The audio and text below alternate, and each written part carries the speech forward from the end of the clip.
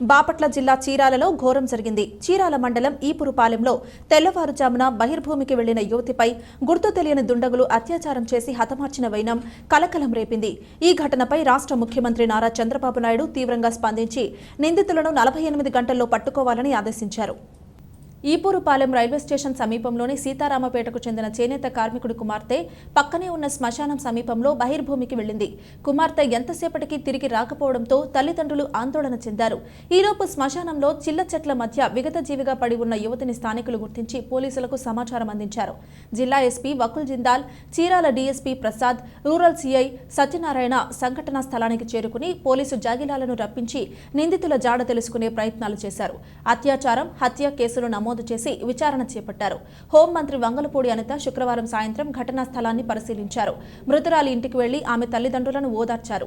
Chirala area వైద్యశాలలో మృతదేహాన్ని పరిశీలించిన అనంతరం మంత్రి విలేకరులతో మాట్లాడుతూ ఘటన జరిగిన తీరు చూస్తుంటే మనం నాగరిక సమాజంలో ఉన్నామా, ఇంకా అడవుల్లోనే బ్రతుకుతున్నామా అనిపిస్తోందని ఆవేదన వ్యక్తం చేశారు. ఈ ఘటనను సీఎం చంద్రబాబు తీవ్రంగా పరిగణించారని, బాధిత కుటుంబాన్ని ఓదార్చి రావాలని తనను పంపించారన్నారు. చంద్రబాబు డీజీపీతో మాట్లాడారని, ఉప ముఖ్యమంత్రి పవన్ కళ్యాణ్, మంత్రి నారా లోకేష్ దీనిపై స్పందించారని చెప్పారు. నిందితులను 48 గంటల్లోగా పట్టుకోవాలని పోలీసులకు సీఎం చంద్రబాబు ఆదేశించారని అనిత తెలిపారు.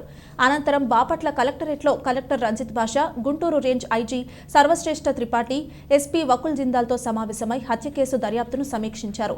10 లక్షల సాయం చెక్కును చీరాల ఎమ్మెల్యే ఎంఎం కొండయ్య ద్వారా బాధిత కుటుంబానికి వెంటనే అందజేస్తున్నట్లు తెలిపారు. బహిర్భూమికని అక్కడికి వెళ్ళిన తర్వాత అక్కడ మార్నింగ్ 5:45కి వెళ్ళిన అమ్మాయి ఇంకా రాలేదని చెప్పి తల్లిదండ్రులు వెతుకులాటలో ఆ అమ్మాయి నిర్జీవంగా పడుండటం, అది కూడా ఎలాంటి అచేతన స్థితిలో వాళ్ళు చూశారంటే ఏ తల్లిదండ్రులు కూడా చూడకూడని పరిస్థితుల్లో ఆ అమ్మాయిని అక్కడ ఐడెంటిఫై చేయడం జరిగింది. ఒంటి మీద నూలు పోగు కూడా లేకుండా అమ్మాయిని రేప్ చేసి చంపబడింది అన్నది ప్రాథమికంగా పోలీసులు కూడా ఇచ్చిన ఇన్ఫర్మేషన్. అమ్మాయి చంపబడిన తీరు కూడా చూస్తూ ఉంటే చాలా బ్రూటల్గా హత్య చేసిన సందర్భాన్ని కూడా మనందరం కూడా చూసాం. నిజంగా ఇలాంటి సంఘటనలు జరుగుతూ ఉంటే సభ్య సమాజంలో మనం ఉంటున్నామా, లేకపోతే ఎక్కడైనా అటవీ ప్రాంతంలో ఉంటున్నామా అన్న విషయం అయితే మనకు ఒక్కొక్కసారి భయం అనిపిస్తుంది. చంద్రబాబు నాయుడు గారు ఈ విషయం మీద స్పందించి ఇమీడియట్గా డీసీపీ గారిని కూడా పిలిపించుకొని డీసీపీ గారితో ఇన్ఫర్మేషన్ తెప్పించుకొని ఇక్కడ డిపార్ట్మెంట్ వాళ్ళకి కూడా ఇమీడియట్గా వాళ్ళకి ఇన్స్ట్రక్షన్ ఇవ్వడం జరిగింది. వితిన్ 48 అవర్స్లో ఎట్టి పరిస్థితుల్లోనే నిందితుడు ఎవరైతే ఉన్నారో వాళ్ళని పట్టుకొని తీరాల్సిందే. దీనికి ఎక్కడా కూడా వాళ్ళెవరూ కూడా దాన్ని నిర్లక్ష్యం చేయడానికి ఎట్టి పరిస్థితి పనికిరాదు. అట్ ద సేమ్ టైం ఆ కుటుంబం కూడా చాలా పేద కుటుంబం. ఆ అమ్మాయి టైలరింగ్ చేసుకుని బతికి ఆ కుటుంబాన్ని పోషించుకునే పరిస్థితి అమ్మాయిది. అటువంటి సందర్భంలో వాళ్ళ ఫాదర్ కూడా నేత పని చేసే మనిషి. ఆ అమ్మాయి నిజంగా అమ్మాయి కుటుంబాన్ని పోషిస్తుందనే చెప్పాలి. అటువంటి కుటుంబం పోషించే అమ్మాయి ఈరోజు అకస్మాత్తుగా హత్యకు గురవడం నిజంగా ఆ కుటుంబానికి తీరని లోటు. ఆ కుటుంబానికి మేమేదో డబ్బులు ఇచ్చి ఆ అమ్మాయి సిచ్యువేషన్ని మేము కొనడం అనేది కాదు. డెఫినెట్గా గవర్నమెంట్ పరంగా అమ్మాయికి ఎక్స్గ్రేషియా ఇవ్వాలి, అమ్మాయికి భరోసా ఇవ్వాలి. గవర్నమెంట్ తరఫున కూడా కుటుంబానికి అమ్మాయిని తిరిగి తీసుకురాలేము, ఎవరు కూడా తీసుకురాలేము. కానీ ఆ కుటుంబానికి ఎంతో కొంత గవర్నమెంట్ నుంచి భరోసా కావాలి. కాబట్టి గౌరవ ముఖ్యమంత్రి గారు 10 లక్షల రూపాయలు ఎక్స్గ్రేషియా కూడా ప్రకటించడం జరిగింది. అది యాజ్ ఎల్ యాజ్ పాసిబుల్ ఆ కుటుంబానికి ఎమ్మెల్యే గారి చేతుల మీదుగా కూడా అది ఇవ్వడం జరుగుతుంది.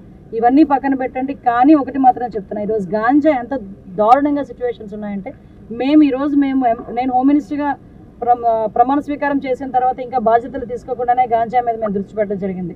అక్కడ లోకేష్ గారు కానీ, పవన్ కళ్యాణ్ గారు కానీ, ముఖ్యంగా చంద్రబాబు నాయుడు గారు కానీ, సీఎం గారు కానీ అందరూ కూడా గాంజాని 80% నిర్మూలించాలన్న కాన్సెప్ట్ మీద ఉన్నాం. ఆ దురదృష్టకర సంఘటన ఏంటంటే ఈ రోజుకి కూడా నార్కోటిక్ సెల్ లేదు ఆంధ్రప్రదేశ్లో. లాస్ట్ 5 సంవత్సరాలు మరి ఏం చేశారో తెలియదు.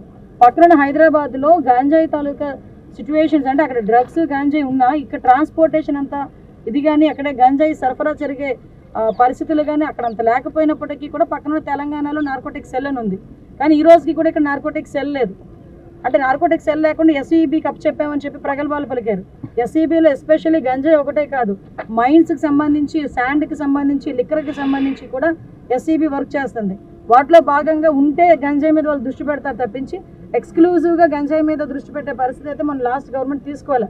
మేము డెఫినెట్గా ఎక్స్క్లూజివ్గా గంజాయి మీద టాస్క్ ఫోర్స్ని ఏర్పాటు చేయడానికి కానీ, టోల్ ఫ్రీ నెంబర్ ఇవ్వడానికి కానీ, గాంజాయి నిర్మూలించడానికి ఈ గవర్నమెంట్ ఇమీడియట్గా మేము అందరం కూడా చర్యలు తీసుకుంటున్నాం.